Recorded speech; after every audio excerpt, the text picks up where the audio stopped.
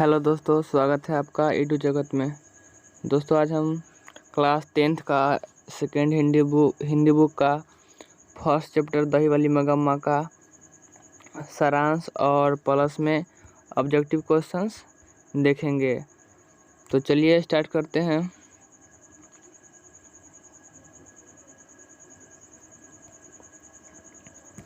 कहता है, श्रीनिवास द्वारा रचित कहानी दही वाली मगम्मा एक प्रसिद्ध कन्नड़ कहानी है। यानी दही वाली मगम्मा जो कहानी है, यह कौन सी कहानी है? तो यह कन्नड़ कहानी है। आगे कहता है, जिसका हिंदी अनुवाद B.R. नारायण ने किया है। यानी यह कन्नड़ कहानी है और इसका जो हिंदी में अनुवाद जो किए हैं वो कौन किए हैं? तो B.R. नारायण ने किए हैं। और यह जो है एक ऑब्जेक्टिव क्वेश्चन निकलता है कि दही वाली मगम्मा पाठ का हिंदी अनुवाद किसने किया है? तो कौन किए हैं? B.R. नारायण ने किए हैं। आगे क्या कर रहा है? इस कहानी के दो प्रमुख केंद्रीय पात्र मगम्मा और लेखक की माँ है। यानी इसमें जो है प्रमुख पात्र कौन है? तो मगम्मा और लेखक की माँ है। और प्रमुख पात्र यानी जिस पर कहानी को लिखा गया है। आगे बोला है कि मगम्मा एक पतिव्रता भारतीय नारी है और वह जीवन यापन के लिए गांव से शहर दही बेचने जाती है। यानी मगम्मा क्या करती है?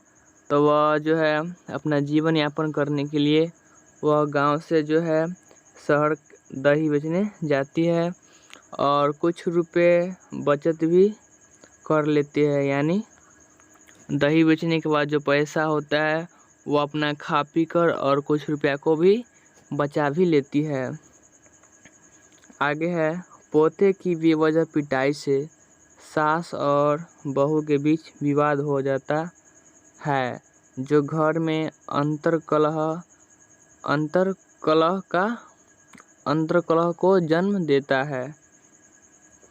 यानी मगम्मा का जो पोतोह है वह अपने बेटे यानी मगम्मा के पोते को पीटती है, जिससे मगम्मा जो है उससे कुछ बोलती है। इसी कारण दोनों के बीच जो है वह विवाद हो जाता है और वह घर में अंतर्कलह यानी अलग अलग होने का जो होता है स्थिति वो हो जाता है। फिर आगे बोल रहा है कि परिणामतः मगम्मा विवश होकर बेटे और बहू से अलग हो जाती है। वही जब विवाद हो जाता है तो दोनों अलग अलग अपन हो जाता है। और कहता है, अलग होने के बावजूद मगम्मा दही बेचकर कुछ रुपए इकट्ठा कर लेती है। यानी जब वह अलग हो जाती है फिर भी वह दही बेचने जाती है और कुछ पैसे को इकट्ठे कर लेती है। और यदि इसका PDF यदि चाहिए तो नीचे डिस्क्रिप्शन में टेलीग्राम का लिंक दे दिया गया है, वहाँ से आप इसे डाउनलोड कर लीजिएगा। क्योंकि यदि PDF में एक बार पढ़ लीजिएगा तो और अच्छा से आ जाएगा समझ में। आगे क्या कह रहा है?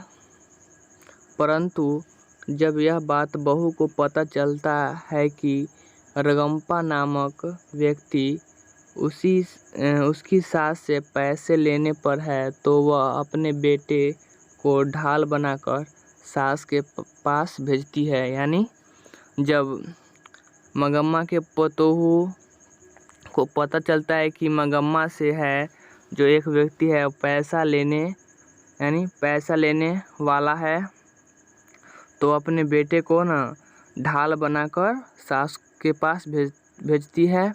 और आगे क्या है? धीमे धीमे दोनों के बीच आपसी मतभेद दूर हो के बारे में जब बहू को पता चलता है तो वह अपने बेटे को मगम्मा के पास ढाल बनाकर भेजती है, और जिसके कारण धीरे धीरे जो है वह दोनों के बीच आपसी मतभेद जो दूर हो जाता है और आपस में मिल जाता है। और फिर आगे है, अब सास बहू दोनों मिलकर दही बेचने शहर जाती है।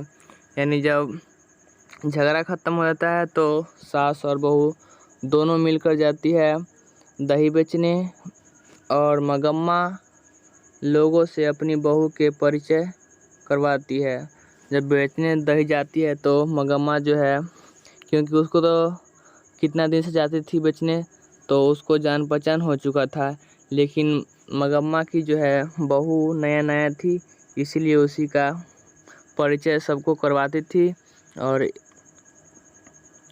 और बाकी बात इस कहानी से हमें यह परिमाणित हो जाता है कि माँ बेटे पर अपना हक नहीं छोड़ती है, और बहू जो है पति पर अधिकार जमाना चाहती है। तो चलिए, ये था इस कहानी का सारांश। एक बार इसको PDF में अपने से पढ़ लीजिएगा, ज़्यादा आ जाएगा समझ में। और इसको देखते हैं, इसका जो मोस्ट इम्पोर्टेंट जो एडजेक्टिव क्वेश्चन है और जो एग्ज़ाम में बार बार पूछे जाते हैं, और इतना ही से क्वेश्चन आए करेगा, तो इतना ही को ध्यान में रखिएगा, इससे ज़्यादा नहीं आने वाला है इस चैप्टर से। तो चलिए स्टार्ट करते हैं। पहला क्वेश्चन है, दही वाली मगम्मा कैसी कहानी है? ऑप्शन ए है कन्नड़ कहानी है, ऑप्शन बी है गुजराती कहानी है, ऑप्शन सी है राजस्थानी कहानी है, ऑप्शन डी है इनमें से कोई नहीं। दही वाली मगम्मा कैसी कहानी है? ऑप्शन नंबर ए कन्नड़ कहानी है। 2 नंबर क्वेश्चन देखते हैं।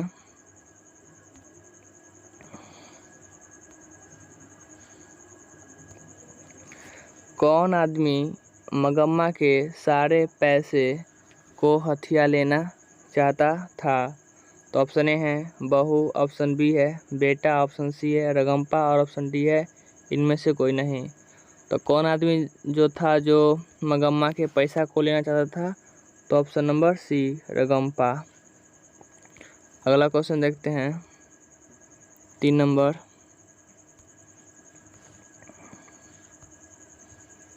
दही वाली मगम्मा शीर्षक कहानी का प्रधान पात्र कौन है? ऑप्शन ए है नजम्मा, ऑप्शन बी है मगम्मा, ऑप्शन सी है रगम्पा और ऑप्शन डी है इनमें से कोई नहीं। तो प्रधान पात्र कौन है? Option number B Magamma. ये सब जो क्वेश्चन है निकल जाएगा यदि आप सारांश को अच्छा से पढ़ेंगे, तो एक भी क्वेश्चन नहीं छूटने वाला है। तो सारांश को अच्छा से देख लीजिएगा दोबारा।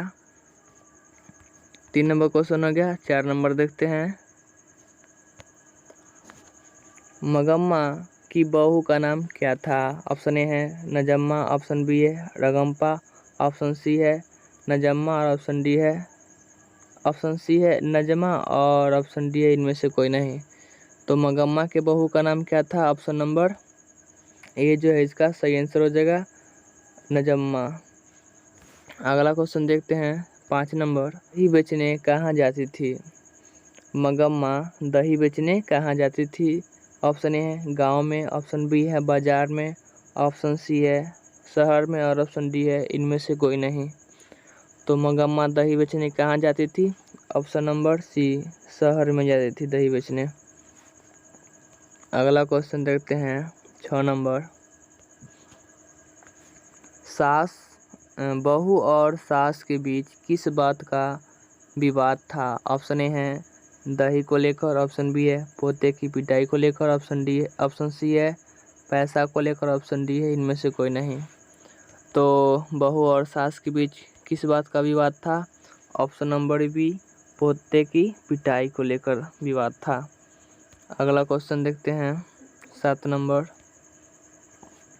दही वाली मगम्मा कहानी का कथावाचक कौन है? नहीं, कहाँ से है?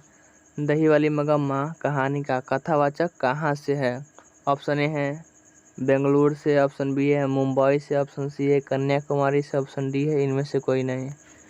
तो दही वाली कहानी के कथावाचक कहाँ से है? ऑप्शन नंबर ए बेंगलुरु से है। अगला क्वेश्चन देखते हैं 8 नंबर। दही वाली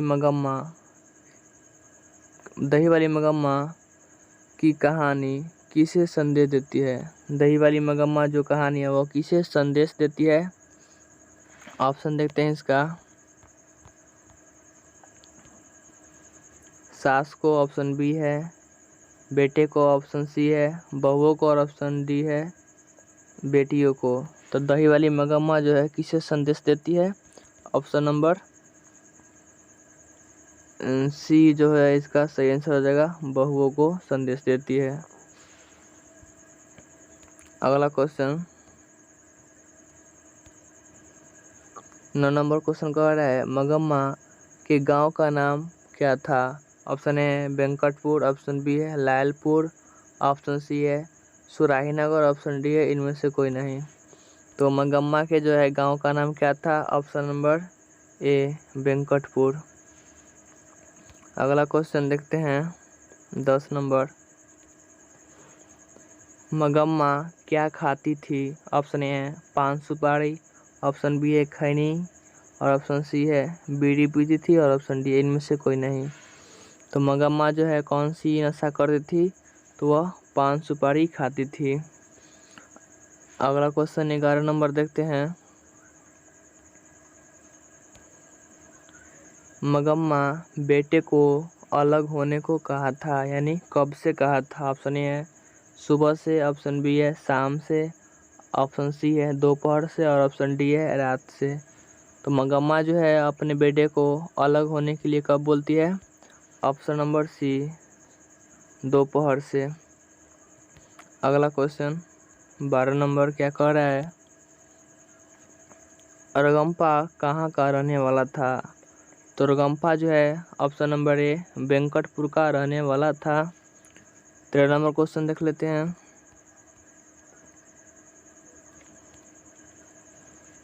रगम्पा मगम्मा से कहाँ मिलता था? रगम्पा जो है मगम्मा से कहाँ मिलता था? ऑप्शन ए है नदी के पास, ऑप्शन बी है कुआं के पास, ऑप्शन सी है पेड़ के पास और ऑप्शन डी है पुल के पास। तो रगम्पा जो है मगम्मा से कहाँ मिलता था? ऑप्शन नंबर बी कुआं के पास। अगला क्वेश्चन 14 नंबर। रगम्पा क्या खेलता था? ऑप्शन ए है क्रिकेट, ऑप्शन बी है फुटबॉल, ऑप्शन सी है जुआ और ऑप्शन डी है हॉकी। तो रगम्पा जो है क्या खेलता था? ऑप्शन नंबर सी जुआ खेलता था। अगला क्वेश्चन 15 नंबर। लेखक ने कहानी में मगरमच्छ की उपाधि किसे दी है?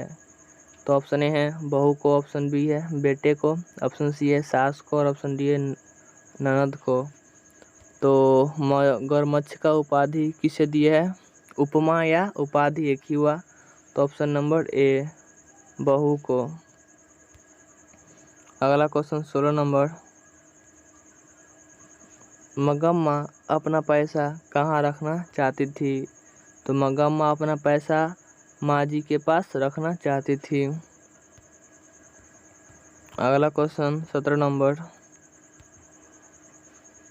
श्रीनिवास जी का जन्म कब हुआ था? तो ऑप्शन ए है 6 जून 1891 ईस्वी में, ऑप्शन बी है 9 मई 1916 ईस्वी में, ऑप्शन सी है 22 नवंबर 1983 ईस्वी में, ऑप्शन डी है इनमें से कोई नहीं। तो श्रीनिवास जी का जन्म कब हुआ था? 6 जून 1891 ईस्वी में। अगला क्वेश्चन 18 नंबर।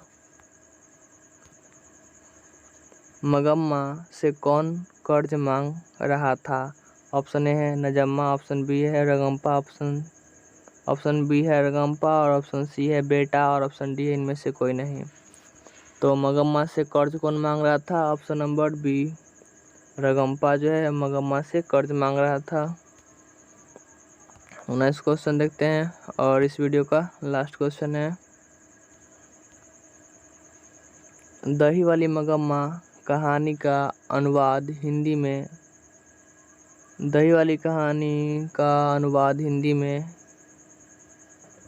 कौन किए हैं? यहाँ थोड़ा सा क्वेश्चन मिस्टेक है। तो इसका जो हिंदी में अनुवाद कौन किए हैं? ऑप्शन नंबर बी जो है BR नारायण ने किए हैं। यह क्वेश्चन रिपीट हो गया है। तो चलिए आज का वीडियो यहीं तक।